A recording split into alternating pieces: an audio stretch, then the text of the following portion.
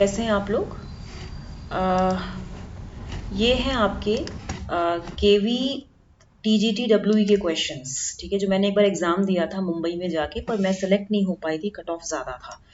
देखिए first question है, a simple PN junction diode is fabricated using a dash semiconductor and can B use dash. देखिए simple PN junction diode क्या होती है, आपका जो पीएन जंक्शन डायोड होता है वो कैसा होता है। अगर देखें, ये मार्कर है आपका, कौन सा लें, चलो ये वाला लेते हैं, ठीक है। ये आपका पीएन जंक्शन है, ये एक नॉर्मल डायोड है, ठीक है। आपको पता है ये होता है एनोड, ये होता है कैथोड, राइट। ये एनोड है और ये कैथोड है। This is your P, P means positive, N means negative, anode cathode. तो direction of current flows from anode to cathode, यानी कि जब ये डायोड शॉर्ट सर्किट होगी तो करंट यहाँ फ्लो करेगी। तो आपको पता होना चाहिए कि जो डायोड है it is a two terminal electronic component that conducts current in only one direction. इसका फॉरवर्ड रेजिस्टेंस मतलब बहुत ही लो रेजिस्टेंस होता है in one direction and high resistance in the other. मतलब हाई रेजिस्टेंस कब होगा, रिवर्स बायस में। रिवर्स बायस में इसका हाई रेजिस्टेंस होगा, राइट। अब इसमें आपको देखना है, इसने क्या पूछा है, सिंपल पीएन जंक्शन डायोड जब हम इसको फैब्रिकेट करते हैं, it is fabricated using dash semiconductor and can be used as a, देखिए यूनिडायरेक्शनल स्विच तो सही है, तो इसमें जो है आपका ये और ये ऑप्शन हो सकता है, ये दोनों ऑप्शंस गलत है, ठीक है। यहाँ पे आप देखिए, when ever the diode is forward बाइस, जब भी हम डायोड को फॉरवर्ड बाइस करते हैं, I am telling you the basic concept, ये फॉरवर्ड बाइस करते हैं। मैंने फॉरवर्ड बाइसिंग मतलब हमने यहाँ पे सप्लाई वोल्टेज लगा दी, राइट। ये प्लस है, ये माइनस है, ये एनोड है, ये कैथोड है। यहाँ बैटरी का प्लस साइन एनोड से कनेक्ट करा है, बैटरी का minus sign negative terminal of battery is connected to the cathode terminal.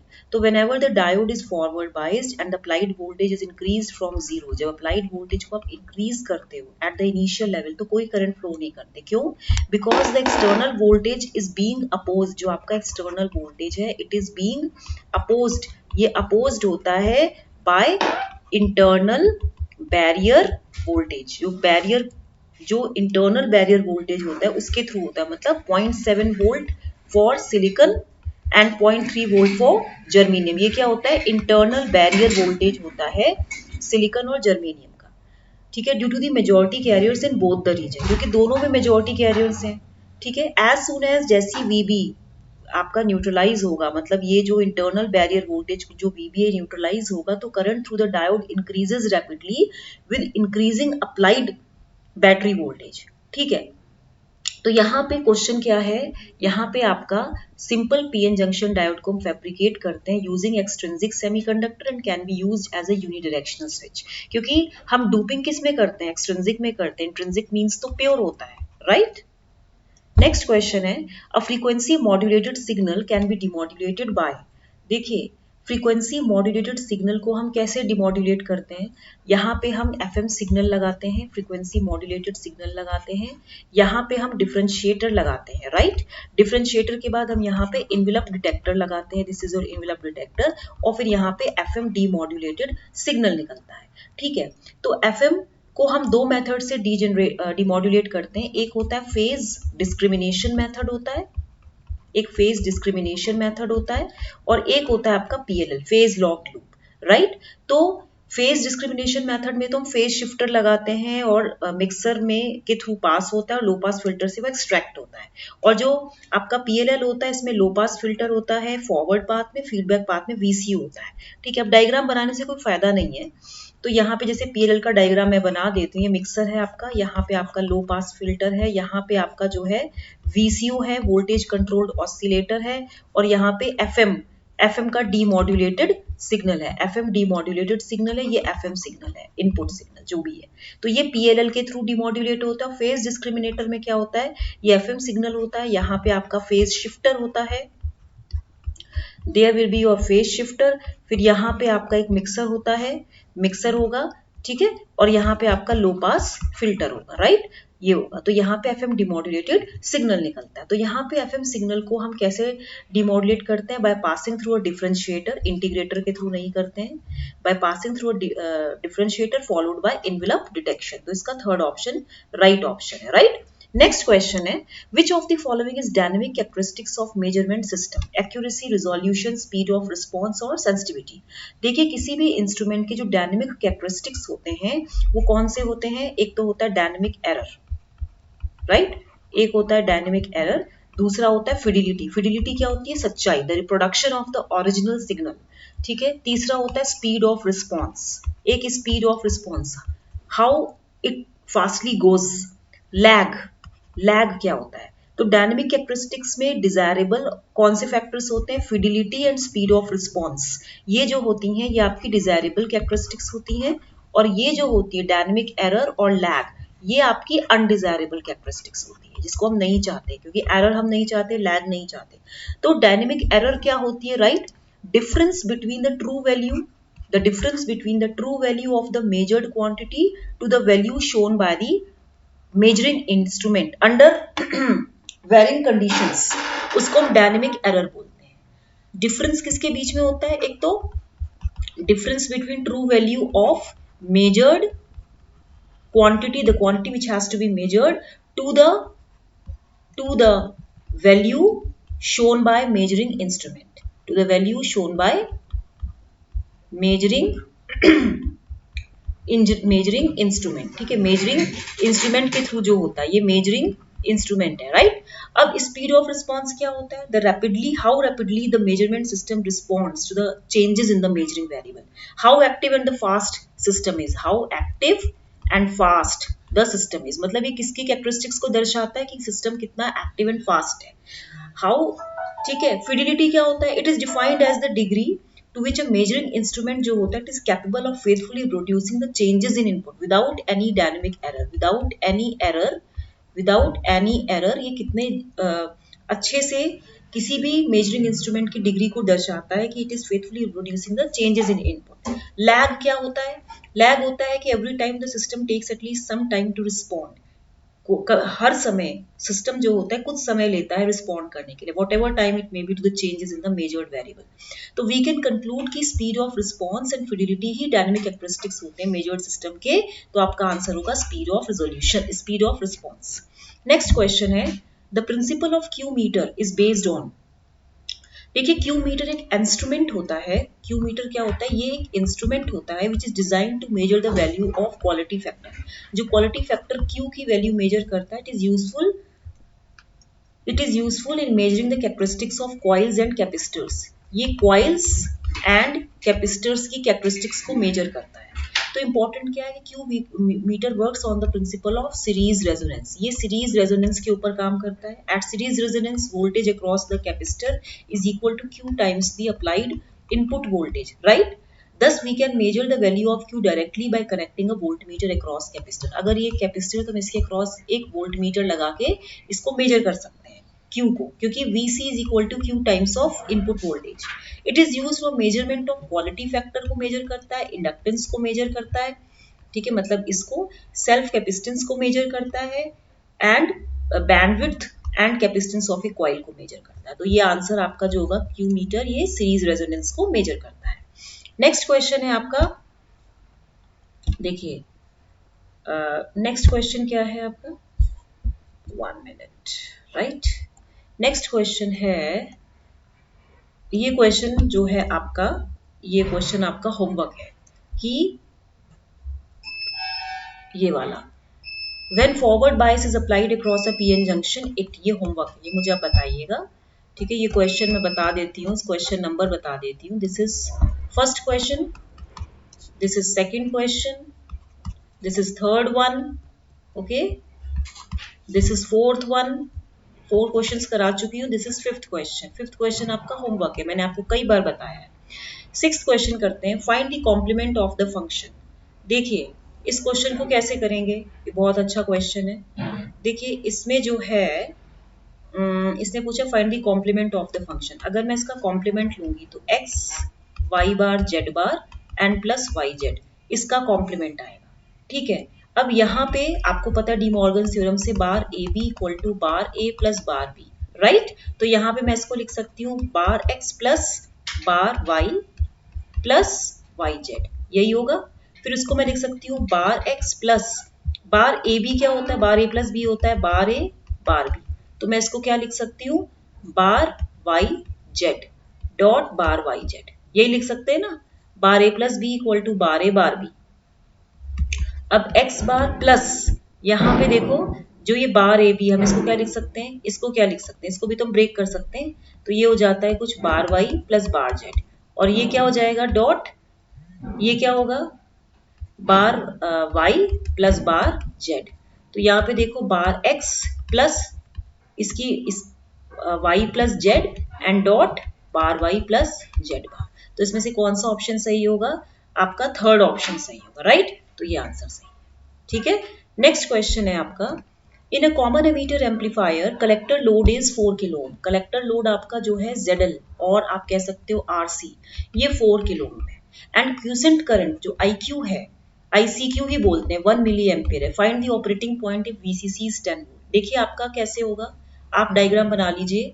यहाँ पे ये कलेक्टर रेजिस्टेंस होगा, यहाँ पे करंट IC फ्लो कर रही है, ये आपका ट्रांजिस्टर है NPN, ठीक है।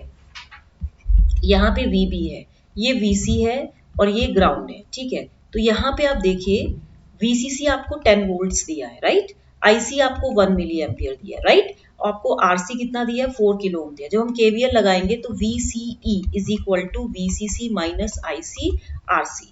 तो यहाँ पे देखिए ये VC ही हुआ, actually VC is equal to VC ही हुआ, ठीक है। अब आप इसमें देखिए कि VCC 10 माइनस IC कितना है 1 milli ampere into RC 4 kilo ohm. तो ये तो खत्म होके कितना हो जाएगा 10 माइनस 4 6 वोल्ट। तो आपका आंसर कितना आया, फाइंड दी ऑपरेटिंग पॉइंट में आपको IC और VCE निकालना होता है, ICE और यही निकालना, ICQ VC निकालना होता है ना। तो वी नो कि ऑपरेटिंग पॉइंट VC IC होता है, तो IC की वैल्यू तो 1 मिली एम्पियर ही रहेगी। तो यहाँ पे जो आपका आंसर होगा फोर्थ ऑप्शन होना चाहिए, देखिए यस। नेक्स्ट क्वेश्चन है आपका, ये इसका तो क्वेश्चन ही नहीं आ रहा। ये क्वेश्चन है, wavelength of 0.5 metre lies in which frequency range, ठीक है। देखिए अब आप इसमें देखिए वेवलेंथ क्या होता है, v is equal to F lambda होता है। Wavelength is equal to the distance travelled by the wave during the time in which one particle of the medium completes one vibration. किसी भी मीडियम का कोई एक पार्टिकल एक vibration complete करता है about its mean position. Actually wavelength जो होता है it is the length of wave, distance length of wave ही बोलेंगे, but length of one wave बोलते हैं। जैसे आपने देखा होगा ना, ये आपका है, तो ये पूरा जो है लेंथ ऑफ वेव हो गया। तो it is equal to the distance travelled by the wave during the time in which any one particle of the medium completes one vibration about its mean position. Frequency क्या होती है, it is the vibration of a particle, that means the number of vibrations, number of vibrations, number of vibrations completed by the particle in 1 second, means number of complete wavelengths traversed by the wave in 1 second। तो ये हमको मालूम है। अब आप इसमें देखिए हमें क्या दिया है, हमें लेमडा दिया है 0.5 मीटर, तो F is equal to C by lambda होगा। तो C is the velocity of light 3 into 10 to the power 8 metre per second, and जो आपका वेवलेंथ होगा वो कितना है 0.5 मीटर। तो 0.5 दिया है, तो यहाँ पे आंसर कितना आएगा 6। तो दैट मीन्स हम इसको लिख सकते हैं 600 इंटू 10 टू द पावर 6, यानी कि 600 मेगाहर्ट्ज। तो 600 मेगाहर्ट्ज किसमें लाई करता है, UHF बैंड में। अब आपको देखो कुछ आपको मालूम होना चाहिए, कुछ आपको मैं बता देती हूँ। जैसे आपके पास फ्रीक्वेंसी रेंजेस हैं, VLF, LF, MF, HF, VHF, UHF, right. Then you have SHF। अभी तो पहले हम देखते हैं, SHF भी है एंड फिर EHF भी है, ठीक है। VHF is very low frequency, LF is lower frequency, MF is medium frequency, HF is high frequency. तो यहाँ पे अगर आप देखें जो VLF होता है, इसकी जो वैल्यू होती है ये होती है करीब 3 to 30 किलो हर्ट्ज। अगर मैं इसको बोलूँ 0.003 मेगा हर्ट्ज से 0.03 मेगा हर्ट्ज है, तो आप इसमें देखिए जरा 3 इंटू 10 की पावर माइनस 3 इंटू 10 की पावर 6 करिए, एंड इसको आप लिख सकते हैं 3 into 10 to the power 6 into 10 की पावर माइनस 2। तो ये कितना हो गया 3 इंटू 10 क्यूब हो गया ना, और ये कितना हो गया 3 into 10 to the power 4। That means ये 3 to 3000 हर्ट्ज हो गया, और ये 30 किलो हर्ट्ज होगा। तो ये किलो हर्ट्ज से काम करता है, दैट मीन्स ये 3 किलो हर्ट्ज तक हुआ, नहीं ये हो गया आपका 3 to 30 किलो हर्ट्ज, ये रेंज हो रही है ना। ये 1 किलो हर्ट्ज में 1000 हर्ट्ज होते हैं, तो 3 to 30 किलो हर्ट्ज हो गया। एलएफ में भी अगर आप देखो तो 30 to 300 किलो हर्ट्ज होगा। एमएफ में होगा 300 to 3 मेगा हर्ट्ज होगा। एचएफ होगा 3 to 30 मेगा हर्ट्ज होगा। फिर आपका देखो एचएफ के बाद आता है वीएचएफ देन यूएचएफ। तो वीएचएफ कितना होगा, वीएचएफ होगा 30 to 300 mega hertz, right. And ये यूएचएफ कितना होगा 300 to 3 गीगा हर्ट्ज होगा, नहीं 3 गीगा हर्ट्ज होगा। तो यहाँ पे देखिए 600 मेगा हर्ट्ज है, तो यूएचएफ रेंज में है। आपको फ्रीक्वेंसी रेंज बहुत याद रखनी पड़ती है। एसएचएफ कितना हो जाएगा, जो आपका एसएचएफ होगा वो होगा 3 to 30 giga hertz, right. 10 to the power 6, हाँ 10 to the power 6, ठीक है। एंड ये सुपर हाई फ्रीक्वेंसी है, और जो आपकी एक्स्ट्रा हाई फ्रीक्वेंसी ये होगा 30 to 300 गीगाहर्ट्ज। तो आपका ये किस में आएगा, ये आपका आएगा यूएचएफ बैंड में। नेक्स्ट क्वेश्चन है, calculate the carrier swing in kilohertz of the FM signal if a 90 megahertz carrier is frequency modulated by 10 kilohertz. ये 90 मेगाहर्ट्ज कैरियर फ्रीक्वेंसी है and it is frequency modulated by 10 kilohertz. ये आपकी audio frequency है, right, and having a frequency deviation of 60 kilohertz. तो इसने क्या पूछा है, कैरियर स्विंग पूछा है। देखिए मॉड्यूलेशन इंडेक्स क्या होता है, delta F upon F M होता है, राइट। तो यहाँ पे देखिए जो कैरियर स्विंग होगा आपका, इसने जो कैरियर स्विंग पूछा है, कैरियर स्विंग की वैल्यू होगी F max minus F min, this is equal to twice of delta F. तो डेल्टा एफ तो आपको दिया है 60 किलो हर्ट्ज, राइट। तो मैं इसको क्या लिख सकती हूँ, 2 into 60 that means 120 kilo hertz. तो आपका आंसर कितना आएगा, 120 किलो हर्ट्ज, ठीक है। नेक्स्ट क्वेश्चन है, what is the percentage of power saved when an 80% modulated wave is transmitted over SSB-SC which was initially transmitted over AM। देखिए बड़ा interesting question है। Power of a transmitted AM wave क्या होती है, देखिए power of a transmitted AM wave होती है आपकी PT is equal to PC of 1 plus M square by 2, right. तो यहाँ पे मैं लिख सकती हूँ PT is equal to PC plus M square PC by 2, right. तो power in the carrier PC है and power in both side bands वो क्या है, PSB है। तो since the power has to be distributed equally to the left and to the right side of the pass band, तो जो आपका PLSB होगा या जो PUSB होगा वो क्या हो जाएगा, एम स्क्वायर PC बाय 2, इसका हाफ डिस्ट्रीब्यूट होगा ना, ठीक है। तो इन SSB SC कैरियर और one of the side bands को हम सप्रेस करते हैं। SSB में SC में हम क्या करते हैं कि वन कैरियर को और one of the side bands को, one of the side bands are suppressed, इसको सप्रेस्ड करते हैं, ठीक है। तो राइटिंग वैसी हो रही है। The amount of power saving फिर कितनी हो जाएगी, PC plus M square PC by 4, ये होगा amount of power saving, right. तो परसेंटेज ऑफ पावर सेव्ड कितना होगा, percentage of power saved is equal to PC of 1 plus M square by 4 divided by PC of 1 plus M square by 2 into 100, right. अब आप देखो ये cancel हो गया, जब ये कैंसिल हो जाएगा तो इसकी वैल्यू होगी 4 plus M square by 4 into 2 by 2 plus M square, तो 2 कैंसिल हो गया। तो यानी कि अब जब आप इसको कैलकुलेट करेंगे तो कितना आना चाहिए, 4 प्लस एम स्क्वायर बाई, ये कुछ आएगा 4 plus M square by 4 plus 2 M square, right, into 100, यही होगा। अब आप इसमें देखो 4 प्लस एम की वैल्यू कितनी दी है इधर, 80%, that means 80% is the modulation index, तो हम इसको 0.8 बोलेंगे। तो यहाँ पे वैल्यू कितनी हो जाएगी, देखिए यहाँ पे वैल्यू होगी 4 प्लस 0.8 का whole square by 4 plus 2 into 0.8 का होल स्क्वायर इन 100, ठीक है। तो ये हो जाएगा 4 plus 0.64 divided by 4 plus 2 into 0.64, ठीक है, इंटू 100। तो ये हो जाएगा 4.64 डिवाइडेड बाय, ये कितना हो जाएगा, 2 4 जाए 2 6 जा 12, 1.28 एंड 4, तो ये 5.28 हो गया, यही तो होगा ना, 2 4 जा 8 एंड 2 6 जा 12, 1.28 हो गया। एंड जब हम इसको 4 प्लस करेंगे तो कितना हो जाएगा, 5.28, 5.28 को हम नियर अबाउट 5.3 लिख सकते हैं। मैं इसको लिख सकती हूँ 4.6 को 5 और इसको लिख सकती हूँ 5.3, यही तो लिख सकती हूँ। वैसे कायदे से इसका जो आंसर आएगा वो कुछ 87.88% आएगा। ठीक है, तो आपका जो राइट आंसर होना चाहिए जो है, देखिए ये कुछ थर्ड ऑप्शन होगा। इसमें आपको थोड़ा सा पूरा आपको करना पड़ेगा, थोड़ा सॉल्व करना पड़ेगा। ठीक है, अब ये वाला दो क्वेश्चन ये क्वेश्चन हम, चलिए एक क्वेश्चन तो होमवर्क में दिया है। ये क्वेश्चन है, which of the following statement is correct for 555 IC timers. ये दो क्वेश्चन आपको होमवर्क दिए हैं। अगर आपको मेरे पढ़ाने का ढंग अच्छा लगा हो तो इसको लाइक शेयर सब्सक्राइब करना मत भूलिएगा। ओके, तो क्या बात है, क्योंकि क्या होता है कि अभी थोड़ा सा मैंने जो ये केवीएस के क्वेश्चंस ले रही हूँ, तो इसको आप जरूर सॉल्व करिएगा। ये आप कॉपी पेन निकालिए, इसके क्वेश्चंस इंटरेस्टिंग है। Thank you.